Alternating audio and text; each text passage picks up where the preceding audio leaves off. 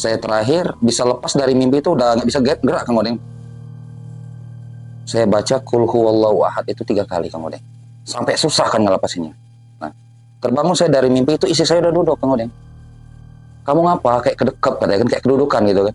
Saya lu nggak ngerasa atau Kang Odeng. Saya kebangun emang keringetan Kang. Malam besoknya istri saya didekap sama dia itu, karena saya diduduki juga. Pokoknya 3 malam berturut-turut, sebentar sehabis saya melakukan ritual yang di Gunung Duduk tadi, terus ke batu yang saya anggap ada penghuninya. Itu terakhir saya didekap itu malam, kalau nggak salah, malam Rabu Kang. Itu nyata banget, bukan kayak mimpi. Rambut itu diurai ke muka saya. Ini saya sampai merinding, bukan cerita ngarang ini.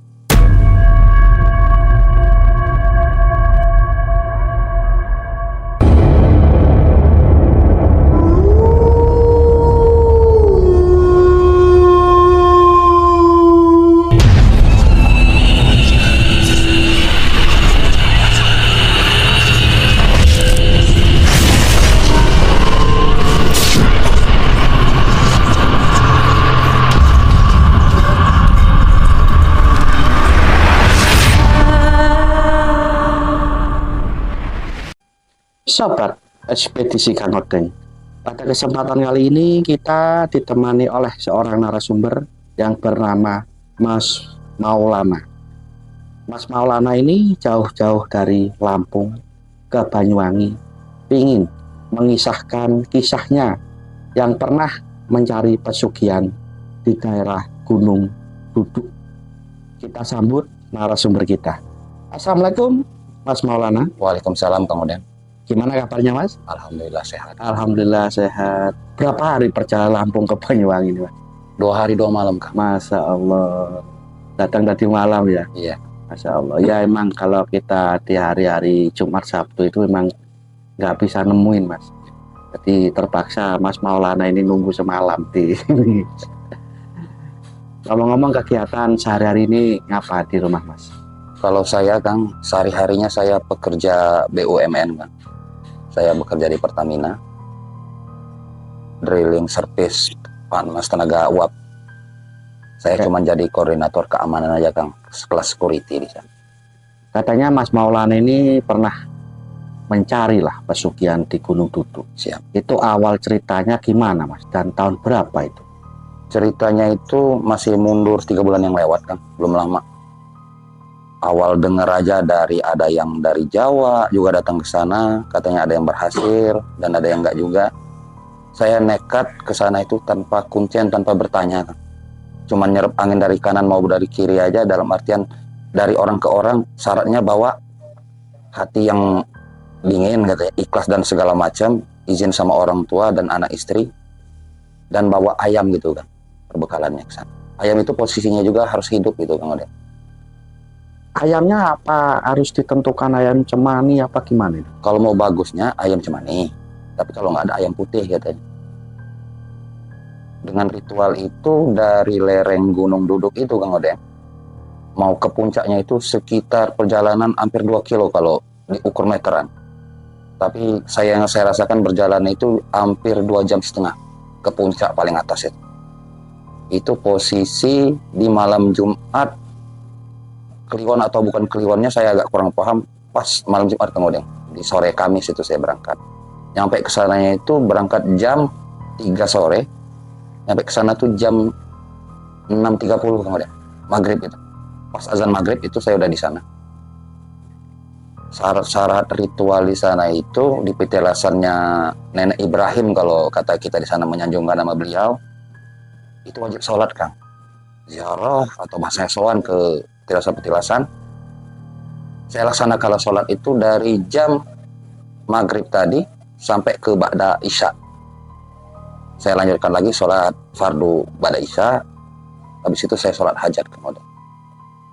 Kisaran jam 9, dari sholat dulu ya Kang Odeng, saya ceritakan pengalamannya. Dari sholat itu udah ada tanda-tanda sebenarnya Kang. Entah itu tanda-tanda, entah itu sugesti saya kan. Dari Allahu Akbar pertama itu saya tuh udah ngerasa kayak ada yang dekat gitu kan, kayak pecahan bunga karet gitu kan, padahal nggak ada batang karet di sana. Pas Allahu Akbar maghrib pertama, jatuhlah depan muka gitu kan. Rasa takut manusiawi pasti ada Kang Odeng.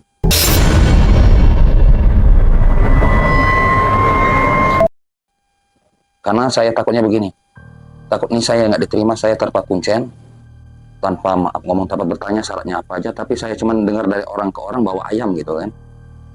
Selesailah sholat maghrib itu, saya wiritan. Yang saya bacakan juga wiridnya itu bukan wirid ngomongnya dari mana-mana, yang saya yakin aja la ilaha illa anta subhanaka inni kuntu minaz zalimin, itu 77 kali. Terlepas itu saya doa hajat kepada Allah melalui petilasan nenek Ibrahim ini, mungkin doa saya akan terkabul gitu Kang Odeng.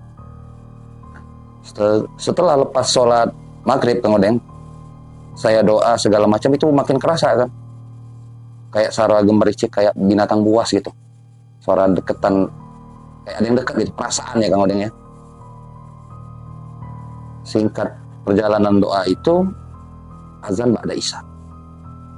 Saya sholat lagi, sholat fardu ba'da isya 4 rakaat, dan saya wirid lagi Kang Odeng sampai jam 9, setelah jam 9:15 lah. Habis itu saya tidur Kang Odeng. Saya minta mimpi kan di situ. Tidur kebangunnya itu di angka jam belum sampai jam 12 Kang Odeng.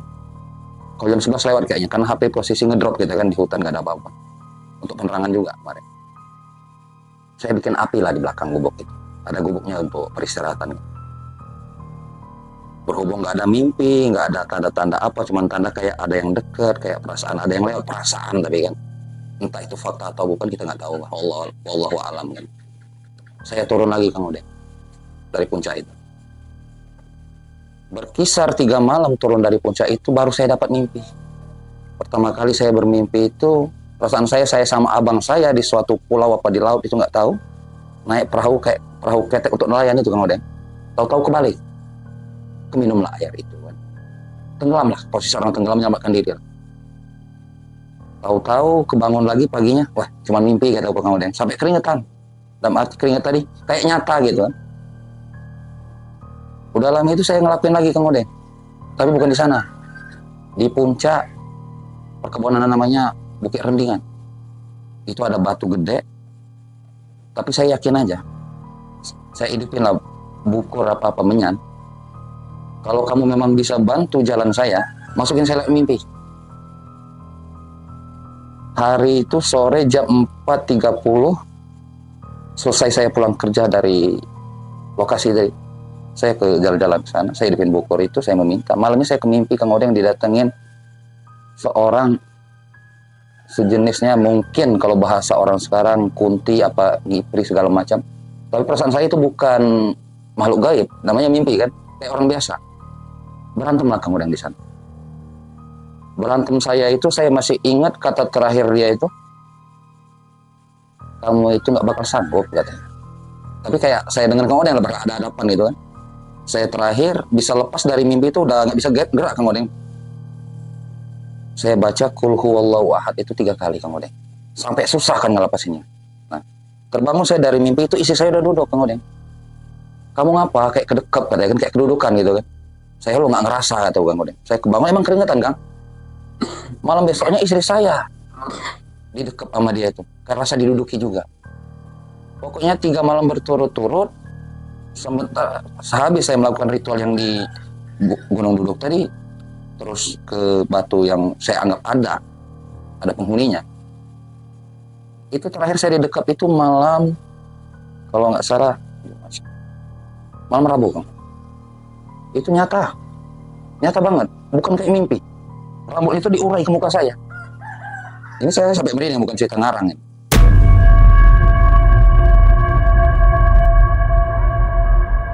Ke media segala macam. Ya, bukan ngarang. Apa adanya. Kalau bagi yang percaya, nggak percaya, silakan dengan audien. Kayak disiram ke muka gitu Kang, rambut panjang gitu kan, didudukin. Terakhir itu saya baca ayat kursi, baru lepas. Nah, sepanjang perjalanan ini, kenapa saya nekat datengin Kang Odeng segala macam, saya pengen cerita ini bukan berarti apa-apa, saya pengen tahu arti segalanya itu gimana loh Kang Odeng dunia ini kan gitu. Kata orang kalau mau sukses begitu, kalau Dan ini juga tuntunan saya begini, mungkin kebutuhan hidup Kang Odeng. Dasarnya dari hutang piutang gitu. Cuman Itu ini berapa malam di Gunung Duduk itu, Mas? nggak sampai semalam kan. Nggak sampai semalam. Jam 12 malam paling lambat itu. Terus ayamnya tadi disembelih apa gimana? Urusan? Ayamnya itu kesalahan saya juga Kang Odeng. Praktek atau ngomongnya ke suatu petilasan tanpa guru, kelupaan kan. Jadi saya jalan itu cuma bawa senter HP aja sama golok, takut binatang buas kan. Dan saya juga bawa, boleh saya ambil itu? Ya, Coba. ya, cuma bawa ini kan. Cuma bawa ini aja saya. Modal keyakinan aja. Saya hidup ini 3 biji kan, bisa. Pertama. Sampai selesai itu habislah 1 bungkus kalau nggak salah, karena agak dari jam 6 sampai ngomongnya sampai maghrib itu saya hidup terus kan. Ya intinya cuma gitu kan. Kalau ayamnya mutlak itu kelalaian saya, lupa saya bawa itu. Mungkin gagalnya saya gara-gara nggak bawa ayam tadi. Dan ayam juga itu nggak harus dipotong. Dibawa ke gunung itu kita lepas saja kan. Dalam tanda kutip dilepasnya itu biar dia hidup gitu. Bukan kayak mungkin pemakaman lain harus dipotong, bikin dulang apa segala macam, saya enggak. Kalau di sana itu memang ayam itu harus hidup gitu kan, dilepas di bukit itu. Berarti nggak sampai 1 malam ya? Tidak Kang. Juga belum mendapatkan hasil di sana ya? Belum Kang. Tapi di Gunung Duduk itu di petilasan itu emang banyak orang yang berhasil di situ. Pernah ada cerita Kang. Tapi saya samarkan nama orangnya, soulmate dekat saya. Dia minta nomor togel di sana. Pakai tikar asli dulu itu apa? Kalau dulu kan nggak ada tikar kayak Iya. yang dari Pakai daun pandan itu. ya daun. Iya. Kalau kata kita ulu bulu itu bukan pandan kan, tikar puhun namanya. Dia tidur di bukit duduk itu, mungkin niat dia kurang bersih. Dia kebangunnya di tengah sawah di bawah bukit duduk itu kan. Dia sampai kalau saya bohong mati saya hari ini kata saya, tapi barang saya percaya ya kan saya udah ngelakui. Di sana itu Kang, kalau hati kita kurang baik kita bisa langsung ditendang misalnya. Ngomongnya bawa dalam hati nggak bersih, apa maaf habis junub kita nggak mandi, tahu-tahu datang ke atas puncak itu banyak yang nggak nyampe biasanya. Kenapa saya ceritakan gitu? Di sana itu tadi mungkin kurang lengkap syarat Kang Odeng satunya. Tapi banyak juga yang dari Jawa kan pakai bus itu ziarah ke sana. Ziarah ya? Banyak. Yang kayak kita ke Wali Songo. Kok dari jauh aja percaya, kenapa kita yang punya daerah nggak percaya? Makanya saya nekat datang ke sana. Dan saya nekat sendiri itu kenapa Bang? Sekalipun saya nggak selamat, saya sendiri gitu aja. Saya nggak mau ngelibatin kawan-kawan. Tapi di sana ada kuncinya nggak? Ada Kang. Sebenarnya ada ya? Ada. Tapi kuncinya ini, kalau sama saya, nggak mau kebuka. Gimana cara-caranya? Udah saya sowan Kang. Udah saya datang. Mungkin nggak nyuruh lah intinya. Tapi saya nekat aja Kang. Saya kalau orangnya tipikal darah Sumatera, kalau udah yakin kita jalani. Perkara hasil atau enggak itu nomor 2 kan. Yang penting kita udah kita jalani kan gitu. Yang saya harapkan juga kepada seluruhnya, jangan tiru jalan saya lah. Ya cukup saya yang kayak gini kan gitu. Mas Maulana ini melakukan ritual berapa kali? Kalau ritual yang bentuk ke pegunungan, batu baru 2 kali. 2 kali. Tapi kalau yang bentuk sholat 4 rakaat, memanggil jin Abdullah bin Abhar, jin Baghdad segala macam itu ada saya laksanakan, tapi tidak tembus juga. Sampai saya pernah meminta juga bertemu dengan Dewi Lanjar yang tidur di antara pintu ke pintu. Udah saya lakukan, tapi di rumah enggak juga, mungkin belum wayahnya gitu kan, hasilnya ada gitu kan. Ya gini Ya. Mas Maulana, mungkin sobat-sobat kita yang pernah pernah datang ke gubuk saya, ya mungkin sebagian sering nonton channel kita. Orang itu nggak mungkin tanpa kuncen itu bisa menemukan makhluk. Benar. Karena apa? Namanya kuncen itu dia memegang kuncinya Ya. yang bisa membuka namanya portal dimensi alam lelembut dan alam manusia. Ya.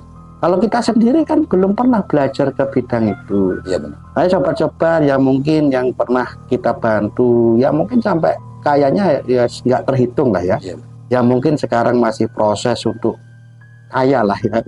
Ya mungkin tahu lah gimana dia berhadapan dengan makhluk-makhluk itu juga. Kalau bisa sih janganlah arah ke situ. Iya. Tapi saya sendiri nggak pernah menyuruh, juga nggak pernah ngajak. Tapi kalau orang itu punya akal juga tahu ini salah benar, ya mau jalan ke situ ya mau apa lagi? Iya benar. Wong saya sendiri nggak bisa ngasih materi, Iya benar. saya cuma bisa menguraikan. Risiko ya kamu tanggung sendiri, ya gitu loh, Mas Maulana. Iya.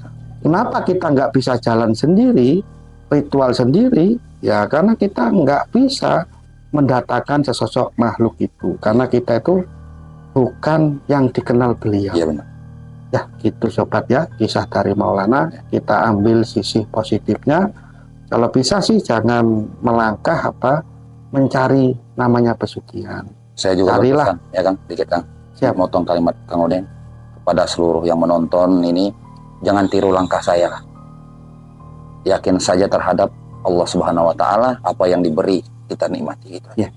Tuhan itu kalau kita percaya, ya karena manusia ini kadang itu ya percaya adanya Tuhan, tapi kurang yakin aja. Iya benar. Percayanya ya percaya, Iya. cuma pengennya cepat instan Instan gitu. Ya itulah sobat ya, kisah dari Mas Maulana ya. Iya Kang.